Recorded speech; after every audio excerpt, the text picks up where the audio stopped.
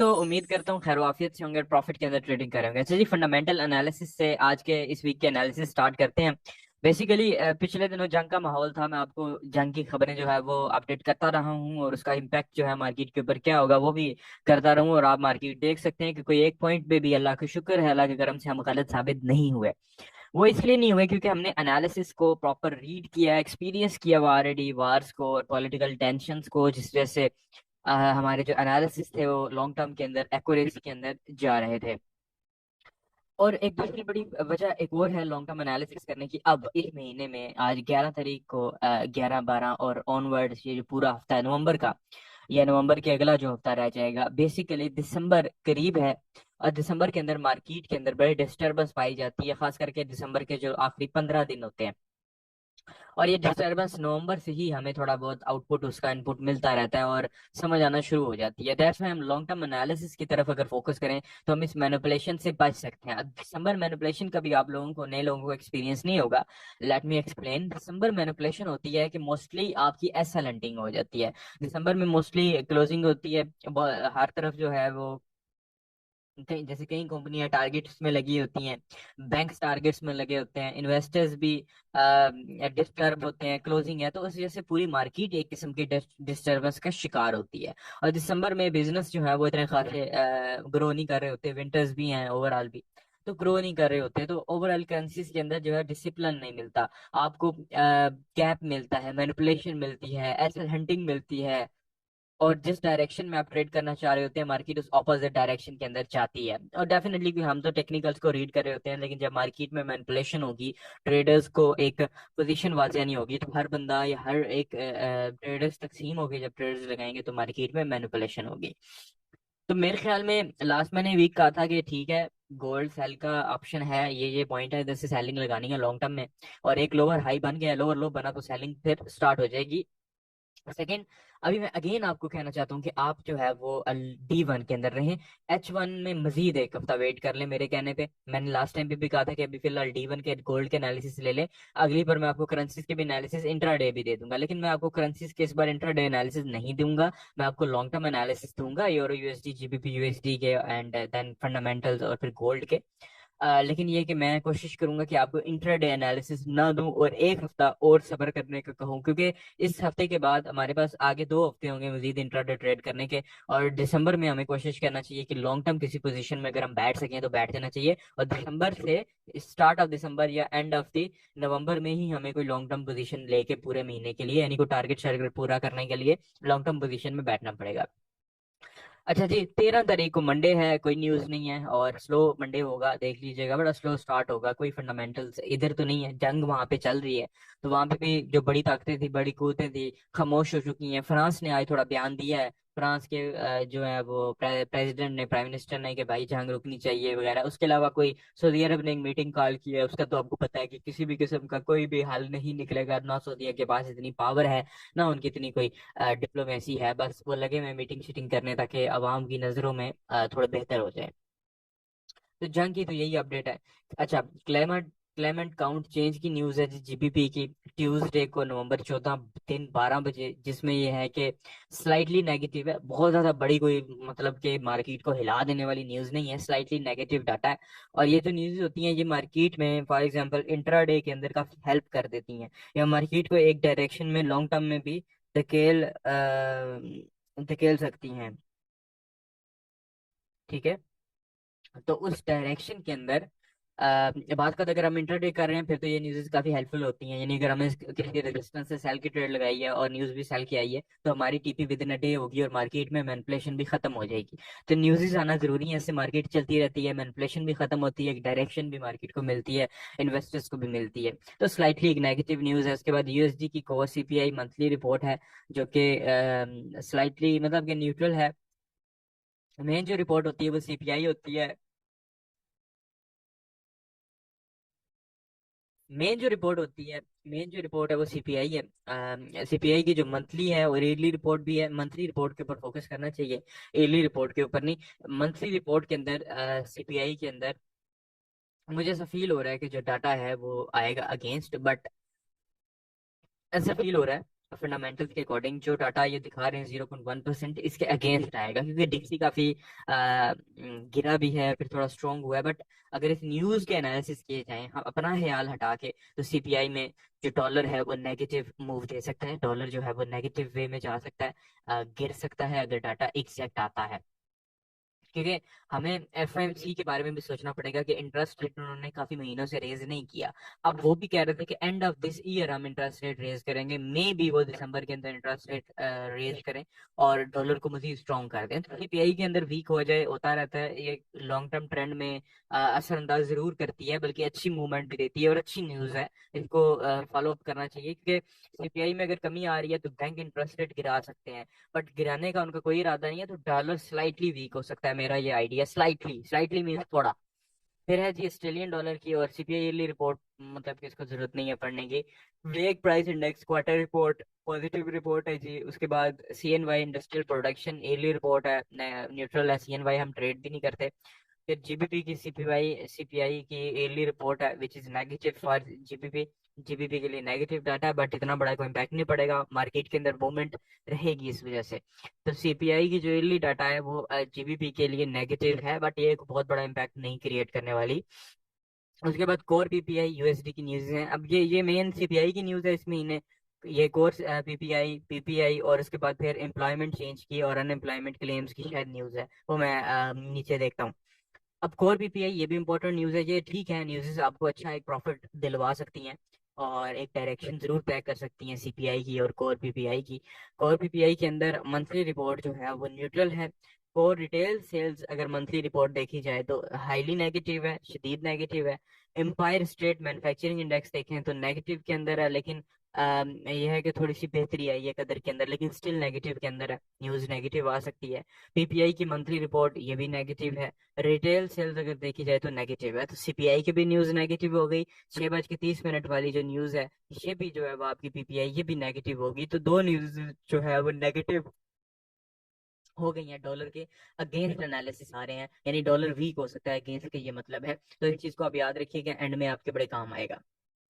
फिर है Australian dollar की एम्प्लॉयमेंट चेंज, स्लाइटली पॉजिटिव है, लेकिन नीचे अनएम्प्लॉयमेंट रेट ग्रो हो रहा है, जो कि अच्छी चीज नहीं है। क्योंकि बहुत बड़ा कोई इंक्रीज नहीं है एम्प्लॉयमेंट चेंज के अंदर, अगर हम देखें तो बड़ा कोई मेजर इंक्रीज नहीं है, बस एक एवरेज सी इंक्रीज है, जिस वजह से उनकी जो अनएम्प्लॉयमेंट रेट है वो बढ़ेगा। तो अगर अनएम्प्लॉयमेंट रेट बढ़ता है तो ये एक ऑस्ट्रेलियन डॉलर के लिए नेगेटिव इम्पैक्ट क्रिएट करेगी। थर्सडे वाली नवंबर 16 वाली न्यूज जो कि सुबह 5:30 पे आएगी। उसके बाद है अनएम्प्लॉयमेंट, और ये छोटी छोटी न्यूज़ हैं, ये लाजमी हैं क्योंकि ये मार्केट में जो मूवमेंट है वो जारी रखती हैं। मंडे को कोई इस तरह की छोटी मोटी न्यूज़ नहीं होती, आपको मार्केट स्लो मिलेगी, और अमूमन बाकी दिनों में ये छोटी छोटी न्यूज़ मार्केट का जो इम्पैक्ट है वो बढ़ाती रहती है। अच्छा, उसके बाद अनएम्प्लॉयमेंट क्लेम्स पे डॉलर के लिए जो डाटा अवेलेबल है वो नेगेटिव डाटा है। 217 से 222 है अनएम्प्लॉयमेंट क्लेम्स पड़ा है, तो डॉलर के लिए एक नेगेटिव डाटा है, जो कि डॉलर के अगेंस्ट इम्पैक्ट क्रिएट कर सकता है। और उसके बाद रिटेल सेल्स है, जीबीपी की इम्पोर्टेंट न्यूज है विच इज हाईली पॉजिटिव, बहुत पॉजिटिव है। डाटा जो है अगर आप रीड कर सकते हैं तो शदीद पॉजिटिव आ रहा है, ओके है डाटा। और उसके बाद एफओएमसी मेंबर जो है, बाकी ये मतलब कि कोई इतनी खास न्यूज नहीं है। ठीक है भाई, ये न्यूज थी सीपीआई की पीपीआई की अनएम्प्लॉयमेंट क्लेम्स, ये डॉलर की तीन इंपॉर्टेंट न्यूज, और पाउंड की ये रिटेल सेल्स वाली अच्छी इंपॉर्टेंट न्यूज। ये ओवरऑल अगले वीक का लगो लभाव है। दिसंबर के अंदर ये न्यूज़ हैं, ये भी आती हैं, और इसके अलावा मार्केट की क्लोजिंग भी होती है, फिर आखिरी जो 10 दिन होते हैं दिसंबर के वो छुट्टी भी होती है, वो मैं आपको बता दूं। ठीक है, तो इसलिए क्योंकि इंटरनेशनल आपको पता है क्रिसमस भी होती है, तो उसकी छुट्टियों में भी इन्वेस्टर्स भी, अगर मार्केट ओपन भी है ना कुछ दिन, तो मार्केट भी बंद रहती है। मार्केट अगर ओपन भी है तो उसमें भी मूवमेंट नहीं होती है, बहुत कम मूवमेंट होती है, इसलिए उन दिनों में तो हम ट्रेड करते ही नहीं। हमने जो ही करना है नवंबर के जो आखिरी 10 दिन रह जाएंगे उनकी से लेके दिसंबर के पहले 10 दिन तक हमने टारगेट को निकालना है, जो भी हमारा मंथली होगा। अब अगर टेक्निकल एनालिसिस की बात की जाए तो टेक्निकल एनालिसिस मैंने आपको एक चीज बताई थी, एक वॉल्यूम देखने का एक जो है वो तरीका था, उसके अकॉर्डिंग मैंने आपको एक एनालिसिस दिए थे। अगर आप लोगों को याद हो, थोड़ा सा अगर आप थोड़ा पास्ट में जाएं, तो हमने जो लास्ट एनालिसिस थे वो हमारे कुछ इस तरीके के थे कि मार्केट अगर इन लेवल्स को ब्रेक करती है देन आप सेलिंग के अंदर बैठ सकते हैं, और ब्रेक किया, बहुत सारे स्टूडेंट्स ने आके बताया कि हम सेलिंग में बैठे हुए थे, बड़ी खुशी हुई क्योंकि मैंने जो डायरेक्शन दी है ये लॉन्ग टर्म डायरेक्शन थी, ठीक है। D1 H4 के एनालिसिस है, लॉन्ग टर्म और इंट्राडे में बहुत फर्क होता है।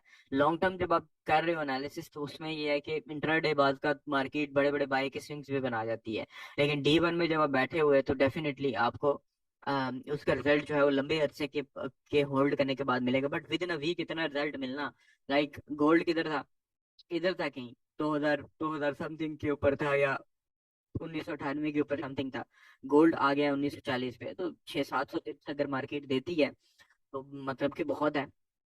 अब ये तो चले पुराना सेटअप हो गया, ये किस बेस पे किया था, ये यहाँ पे ऊपर इस जगह पे RSI की डाइवर्जेंस थी, रेगुलर डाइवर्जेंस, और रेगुलर डाइवर्जेंस जो है वो एक रिवर्सल पैटर्न के तौर पे एक्ट करती है, जिससे से मार्केट रिवर्सल के शिकार हो सकती थी, और हुई भी, रिवर्सल स्टार्ट हो गया।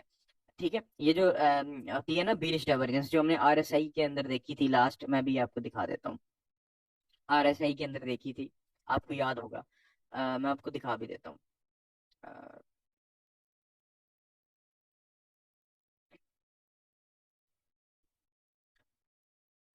गालवन ये एरिया था, ठीक है। अब इसके अंदर मार्केट ऊपर जा रही है, जबकि इंडिकेटर में सेम इसी जगह अगर हम एरिया मार्क करें तो वो नीचे की तरफ मूव हो रही है। बेसिकली ये भी वॉल्यूम ही देखा जाता है कि मार्केट के एक्चुअल जो विंग्स हैं, जो मार्केट की डायरेक्शन है वो मूव अपवर्ड की तरफ कर रही है, लेकिन मार्केट जो है वो अपवर्ड अपवर्ड जा रही है, लेकिन नीचे RSI जो इंडिकेटर है उसके जो स्विंग्स हैं वो डाउनवर्ड की तरफ जा रहे हैं। अच्छा, यहाँ पे आप डाइवर्जेंस क्लियरली देख सकते हैं, बहुत इंटरप्शन हो रही है, मैं एनालिसिस रिकॉर्ड करूँ बीच में कॉल्स आ रही है, सॉरी गाइस, अप्रिशिएट लाजमी किया करें, मैं आप लोगों के लिए आता हूँ, यकीन माने आज एनालिसिस रिकॉर्ड करना ये वाले जो आप देख रहे हो इतना मुश्किल था, लेकिन मैंने कहा भाई हर सूरत में मैं टाइम से पहले करूँ बाद में करूँ, रात को नींद ना पूरी करूँ, बट करूंगा। तो क्योंकि आज काम बहुत ज्यादा थे। अच्छा, यहाँ पे डाइवर्जेंस थी, उस वजह से मार्केट रिवर्स हो गई, ये तो पिछली कहानी होगी, अगली नई कहानी ये बनी कि अब एक रिवर्सल पैटर्न के साथ कंटिन्यूशन पैटर्न होना लाजमी है। अब यहाँ पे एक बनी हिडन डाइवर्जेंस, ठीक है। क्या बनी यहाँ पे, एक बनी हिडन डाइवर्जेंस। अब हिडन डाइवर्जेंस ने क्या किया, हिडन डाइवर्जेंस का काम होता है कि चलते हुए ट्रेंड को मजीद नीचे भेज देना। उसने क्या किया, ये जो ट्रेंड चल रहा था ना, मतलब कि थोड़ा ड्रॉप हुआ, ब्रेकआउट हुआ, थोड़ा नीचे गिरी, उसको मजीद नीचे धकेल दिया, 1938 या 1932-33 तक मार्केट गई है। अब नेक्स्ट स्टेप क्या होना चाहिए, अब next step I am recording, like ये देखो, नेक्स्ट स्टेप मैं जो देख रहा हूँ वो कुछ इस तरीके का हमें इंट्राडे में भी, मतलब गोल्ड है, बैठेंगे हम लॉन्ग टर्म, लेकिन इंट्राडे पॉइंट्स के ऊपर एंट्री वगैरह लेंगे। होप्स हो कि आप लोगों ने होल्ड रखी होगी एंट्री लॉन्ग टर्म वाली, बट स्टिल अगर मतलब कि कोई बंदा नहीं इंटर हो सका, 1 मिनट में इंडिकेटर रिमूव कर दूं, मुझे आदत नहीं है, मैं बस टाइम टू टाइम इनको देखता हूँ। अब ये देखें, ये जो एरिया है ना, ये जो चैनल बन रहा है, इस चैनल का, अब अच्छा मैं आपको D1 का सिनेरियो बताता हूँ, D1 के सिनेरियो के बाद फिर मैं आपको H1 के ऊपर वापस लेके जाता हूँ। प्यारे बच्चों, अब ये एरिया है, ये एक डिमांड भी है, इसका ब्रेकअप स्ट्रक्चर भी है, वट एवर, बहुत सारी चीजें हैं, एक डिमांड का एरिया है, और ये डिमांड एरिया खत्म हो रहा है यहाँ पे ऑलमोस्ट 1910 के ऊपर, और तकरीबन शुरू हो रहा है 1931 के ऊपर। और डिमांड एंड सप्लाई का असूल होता है कि या तो मार्केट उसको टच करके जाएगी या उसके अंदर से गुजर करके जाएगी, और तीसरा ऑप्शन होता है कि मार्केट एसेंडिंग वाले एरिया से डाउनवर्ड से भी गुजर के जा सकती है। तो एरिया बड़ा अच्छा है, स्ट्रॉन्ग है, ओवरऑल टेक्निकल एनालिसिस के अकॉर्डिंग स्ट्रॉन्ग है, बट फंडामेंटल्स जो कह रहे हैं वो उसके अकॉर्डिंग स्ट्रॉन्ग नहीं है। लेकिन अपकमिंग वीक के लिए ये एरिया कम से कम मुझे लगता है कि स्ट्रॉन्ग है, क्योंकि गोल्ड एक लोअर हाई और बना सकता है, फंडामेंटल एनालिसिस भी ऐसा कह रहे हैं। जो सिर्फ अभी हमने CPI PPI पढ़ा है वो भी यही कह रहे हैं ना कि डॉलर वीक होगा, एंड देन अगर डॉलर वीक होता है तो डेफिनेटली गोल्ड एक लोअर हाई, एक स्विंग जो है वो बना सकता है, ठीक है। और उसके बाद अगर हम H1 के अंदर देखें, H1 को अगर डीपली रीड करें तो H1 के अंदर भी ऐसा फील हो रहा है, जो D1 का सेटअप है उसके हक के अंदर मार्केट जा सकती है, जस्ट लाइक दिस, ठीक है, दिस वन, ऐसे कुछ इस तरीके से, ठीक है। तो कम से कम मुझे लगता है कि ये वाला एरिया बहुत ज्यादा वर्क करे या ना करे, ये D1 वाला H1 में भी, क्योंकि ये इसके हक में ये ट्रेंड लाइन के एंगल बन रहा है, जो कि कम से कम इसको लोअर हाई के तरफ लेके जा सकता है, लेकिन एटलीस्ट अपकमिंग जो वीक आ रहा है उसके अंदर जो है वो ये एरिया वर्क कर सकता है। और हमारी जो सेलिंग अपॉर्चुनिटी है वो यहाँ से, इस जगह से दोबारा हम कंटिन्यू कर सकते हैं। एक तो ये सेलिंग की अपॉर्चुनिटी होगी, सेकंड ये होगा कि अगर मार्केट इस एंगल को नीचे से ब्रेकआउट करती है देन हम नीचे से भी इंशाल्लाह ताला ब्रेकआउट कर लेंगे। ठीक है, नीचे से भी डाउनवर्ड में ब्रेकआउट के बाद रीटेस्ट के बाद एंट्री ले सकते हैं। ये हो गया।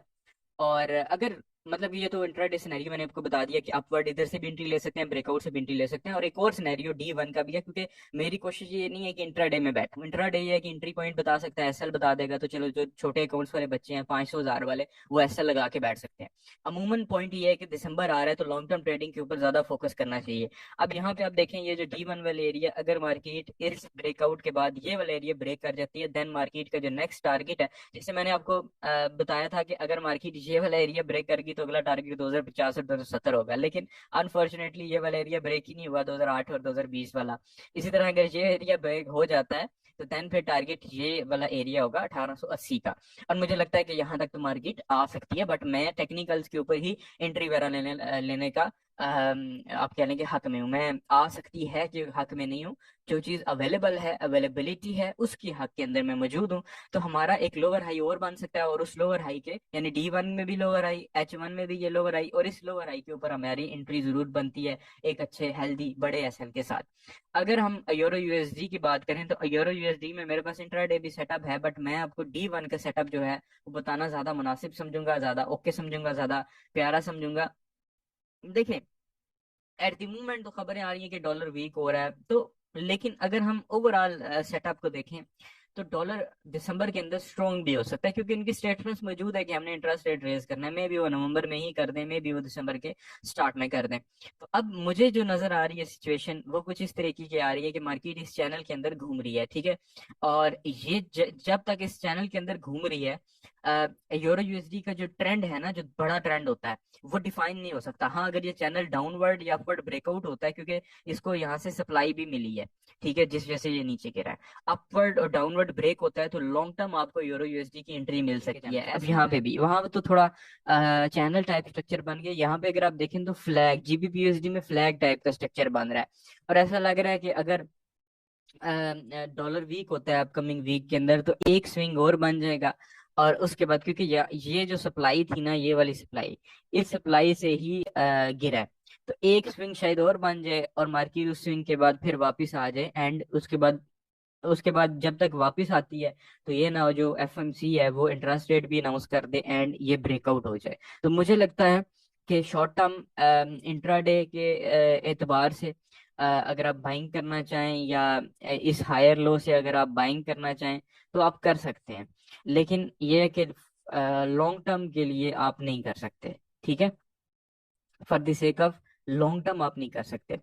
और अगर ये एरिया ब्रेक होता है देन द सिनेरियो जो है वो एक डिफरेंट सिनेरियो होगा। अगर ये एरिया ब्रेक होता है डाउनवर्ड तो फिर नीचे कुछ भी नहीं है बचाने को, बहुत कम चीजें हैं इसको बचाने को। और दिसंबर में ऐसा होता है, या तो मार्केट साइडवेज में चली जाती है या एक ट्रेंड को पकड़ के उसको कंटिन्यू करती है। तो मुझे लगता है कि दिसंबर वाली डायरेक्शन के हक में ही बैठ जाए ना, उल्टा सोचें।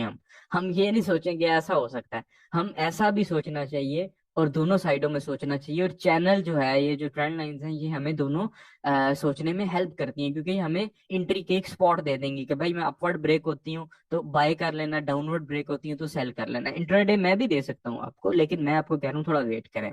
उधर से जीबीपी जेपीवाई के अंदर अगर देखा जाए तो जीबीपी जेपीवाई का ट्रेंड जो है वो खासा रुक गया है, एक जगह स्टॉप हो गया है जंग के बाद ना, सेल में था और यहाँ से मार्केट नीचे गिरी थी। ये रीसेंट मार्केट का हाई था, मार्केट उस हाई तक अभी तक नहीं गई, उससे नीचे ही है। इसका मतलब बाय ट्रेंड जो है वो दम तोड़ता हुआ नजर आ रहा है। और एक डबल टॉप भी बना जो कि ब्रेकआउट तो नहीं कर सका, क्योंकि जुम्मा आ गया था मेरे ख्याल में, उससे स्लो हो गया। मैं इस पेयर को फॉलो नहीं कर रहा। ये पेयर सबसे ज्यादा मैनिपुलेट होता है इन इन मौसम में। तो मुझे लगता है कि इन एरियाज के ब्रेकआउट्स की जरूरत है। कुछ इस तरीके से ब्रेकआउट होता है देन फिर आप इसके अंदर बैठ सकते हैं, ठीक है, अपवर्ड या डाउनवर्ड। लेकिन आपको इन ये जो एरिया है, ये ऊपर वाले विक और नीचे से ये वाली कैंडल, स्ट्रॉन्ग कैंडल, उसके बाद आप इंट्राडे और H4 के अंदर बैठ सकते हैं। इंट्राडे में तो सेटअप इतना वाज़ा नहीं होगा इंट्राडे में, बल्कि ये जो सपोर्ट है ये बड़ी प्यारी बन जाएगी ये वाली। और ऊपर से ये जो विक थी ना H4 में नजर आई थी, ये एरिया पूरा मार्क कर लें। जिस तरफ ब्रेकआउट हो उस तरफ एंट्री लें। मैं बार बार आपको ऑप्शंस दे रहा हूँ, ब्रेकआउट ब्रेकआउट, अंदर एंट्री लेने की कोशिश करें, नहीं लेने की कोशिश करें, ब्रेकआउट्स के ऊपर कोशिश करें आप एंट्री लें। तो दुआ में याद रखिएगा। अल्लाह हाफिज।